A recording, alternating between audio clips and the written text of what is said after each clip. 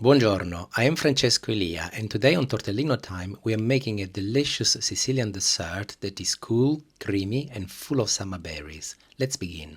Diane, my mother-in-law, went blackberry picking the other day and very kindly she picked a lot for us also, and I'm weighing 400 grams of them because I will be making a semifreddo, a blackberry semifreddo. Semifreddo stands for semi-cold, and in Italy it's typically used for desserts when they are straight out of the freezer, but they're not rock hard, a bit like a soft ice cream where you can slice into them and they still retain their shape. And these are beautiful actually, they're freshly picked, and I'm gonna be needing about 400 grams, so I'll remove some. I don't know about you, but whenever I bake or I make any desserts, I always like to make sure that all of my ingredients are properly weighed and in front of me, so that actually I can do that calmly without getting stressed, and I strongly advise you do the same. So what I've got in front of me here, you've seen me weighing the blackberries for 100 grams. Also, I've got 100 grams of caster sugar. This will be for me to make a blackberry puree, and the juice from half a lemon. Also, I will be making the semifreddo base, and that will consist of the yolk from 4 large eggs, some double cream. I will be using 500 milliliters, another 100 grams of caster sugar, which I already weighed, and then I've got here some little water, 2 tablespoons of water, some vanilla extract, and a little liqueur or limoncello if you're making an adult version. I'll be making this is an adult version because the family is coming around tomorrow, including Diane, so I will be consuming this tomorrow, but ideally to make the day before, as you will need to rest in the freezer. I will also be garnishing the top of my semifreddo, but I will show you tomorrow what I use for garnishing purposes. And I'll start by squeezing the juice from my half a lemon. And I will place my blackberries over here inside a saucepan, followed by my lemon juice, in it goes, and my caster sugar. And I'll turn my hob on, initially on a very high temperature, just to get them going, but very quickly, within a minute, I'll turn it down. And literally, as soon as they start making this noise, I'll turn the temperature down onto medium-low, and I will leave now to gently cook for about 5 to 7 minutes until the blackberries start releasing all of their juice. I wanted to show you what they look like after 5 minutes. They've been simmering nicely on number 4, and do ensure that you do not have the temperature too high, otherwise actually you could burn them. So another minute and a half or so and they will be done. And they are ready, and if you look, they've got this beautiful radiant red color. I'll turn this off. And I meant to say, of course you can also use frozen blackberries, or you can also use any other type of fruit, like fruit of the forest or blueberries, or even strawberries. Really, I'm using blackberries because these are free, and that's what I've got today. So the next job is to blend them before I sieve them, so I'll do that next. And now I've got a beautiful and smooth cream of blackberries, so I can sieve it next. So here is my little strainer, and I'm gonna use the same bowl I used for the sugar actually, so I'll keep my washing up to a minimum, and very simply I'll just pour them in. And don't forget to go back in and tidy up your saucepan, of course. That is too good, so I'm going to scrape every single drop. And using my spatula, I'm now going round to ensure that I retain only the liquid and all of the seeds are left behind. And squeeze as much as you like and as strong as you can, as this will go in the bin, and you want to make sure that you extract as much juice as possible. Also, let me show you here. See, this is all liquid, and go back with your spatula and make sure that you scrape it off so that you make the most of it. And let me show you what the waste product looks like so that you've got an idea. I'll just put it in this bowl. So here it is. This reminds me of when my mum used to make tomato sauce in the summer, and she would do something similar with a grinder, and she would have a lot of pulp left, which was for the bean, the skin and the seeds. It's very similar looking to that. So I wonder if there's anything that can be done with this. Maybe if you've got a recipe or something that can be done for this, let me know. I'll just test it. Maybe not. It's very hard, so leave it. So I'll put this on one side to cool down, and I'll make a start on my semifreddo Alle More. More stands for blackberry, by the way, base. So here is a bowl which I'll be using for my egg yolks. Now I'm going to show you what I do to remove the egg yolks so that you don't end up mixing them with the white. So this is actually a trick which Julie taught me.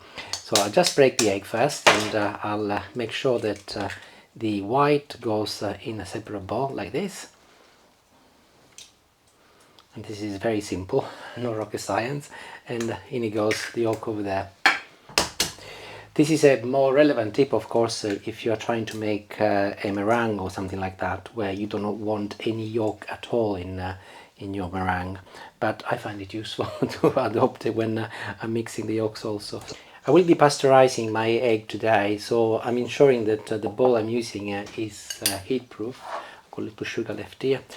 And I'm adding now the caster sugar, the second batch of caster sugar, and here is my water. So 2 tablespoons of water goes in.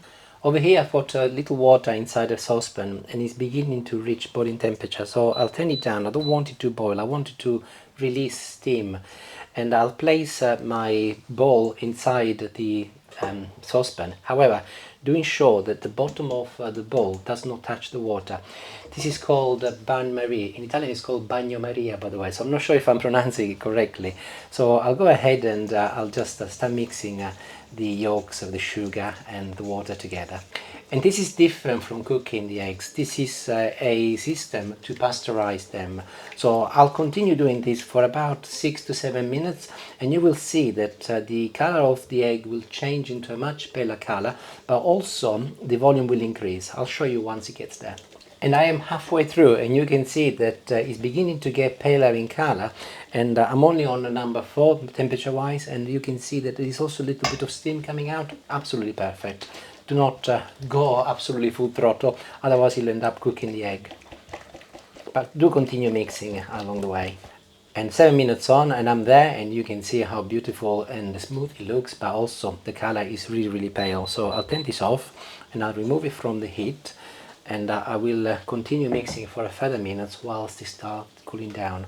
And if you look at my water, can you see how gently it was boiling? Just a little.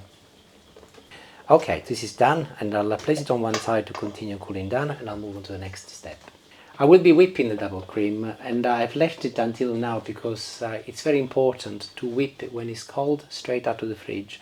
So I'll be doing that next. And I will be whipping it using my electric hand whisk until it holds soft peaks.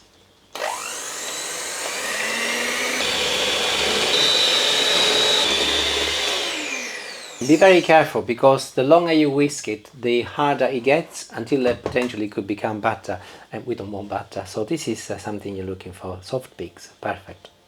And whilst everything continues to cool down, this is an excellent opportunity to line up my loaf tin. I'll be using a rectangular shape one today, but you can use anything you like. It can be round, it can be of any shape, there isn't a rule. But this is a more traditional shape for this sort of dessert.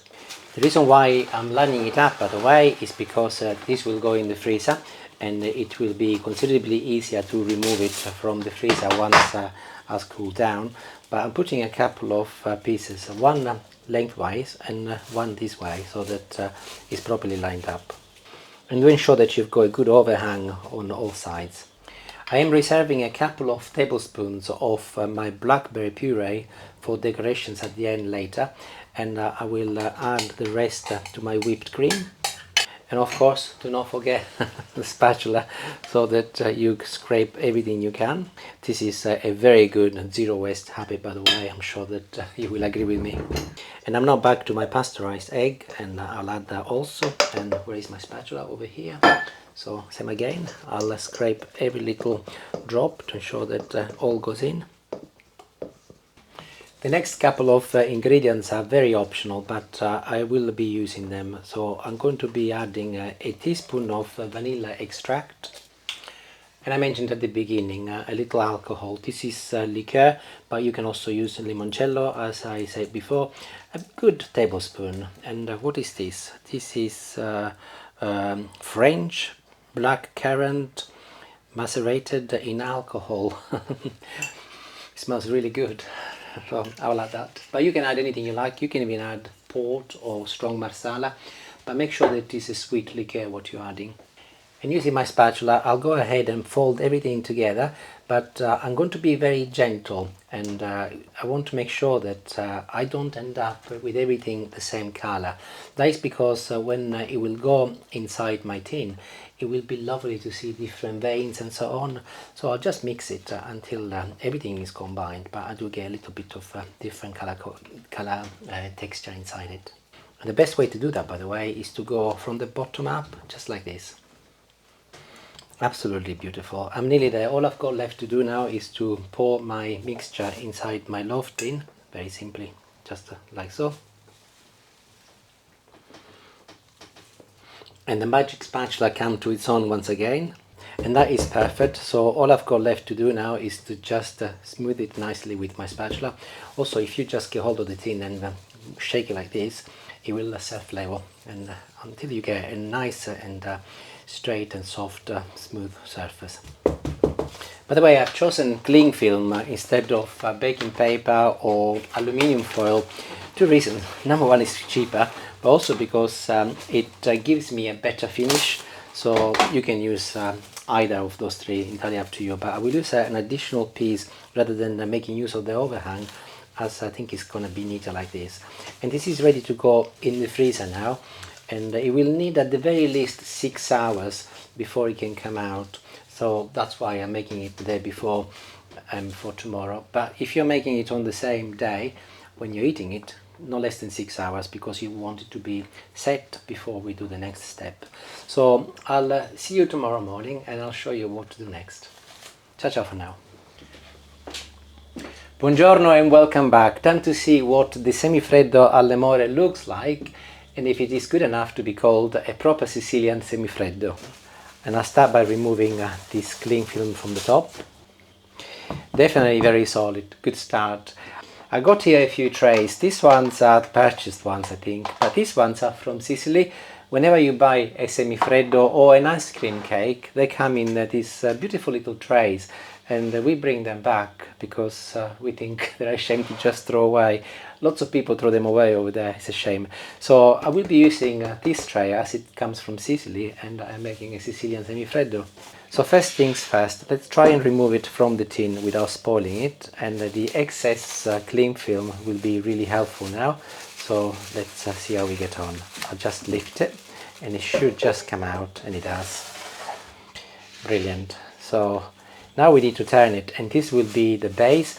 I meant to say yesterday, but then I forgot. If you want, you can add a layer of biscuits on top. For example, you can put some ladyfingers, maybe even dipped with some coffee or just as they are, at the very top, before it goes in the freezer. And as this will be turned around, that will be the base of your semifreddo. Some people do that because it provides an extra element of texture and so on. I don't, because I like just the semifreddo as it is, but it is actually quite nice if you want to try it. And I definitely recommend that you do this job when it's stone cold out of the freezer, so that you do not spoil it. And very patiently just go along and remove the cling film. See, like this I can hold it steady, and it's a solid piece of dessert, so no problem whatsoever. But do be gentle, because you could spoil it still. So that's the last piece, and that is off. So I'll turn it around, and there it is. I'll place it in the middle of my Sicilian tray, and now I can work on the decorations. So yesterday I reserved some of my blackberry puree, and I'm using a spoon to gently apply on top of my semifreddo, just like this, so that I get a nice straight line. And I'll go back with my spoon and I'll spread it in a zigzag, so that I cover the surface of my semifreddo. And this is where you can get really creative, of course. So I'm using some of my fresh blackberries to just garnish the top. I'll do a little rosette like this first, followed by some mint, which I just picked from the garden. So I'll place one here and one on the opposite corner. But I want to slice a piece so that I can show you what it looks like on the inside. So I'll just go along with my knife over here, but also to show you how easy it is to slice it, because it is a semifreddo. So as I mentioned at the beginning of this video, it's a bit like a soft ice cream, and see, it's been out to the freezer now for about 10 minutes, and it's incredibly easy. I'll just turn it on its head so you can see, and you can see why also I wanted to keep some of the cream visible, so that actually it's quite nice to see the veins. If I move this back, then you get better visibility over here also. It looks really nice. It does, so pretty, yeah, lovely colour. However, bearing in mind that I have been joined by Julie, I think it's the law that we have to try some to make sure that the family are happy with it. So we're gonna be cutting some from here and see what it's like.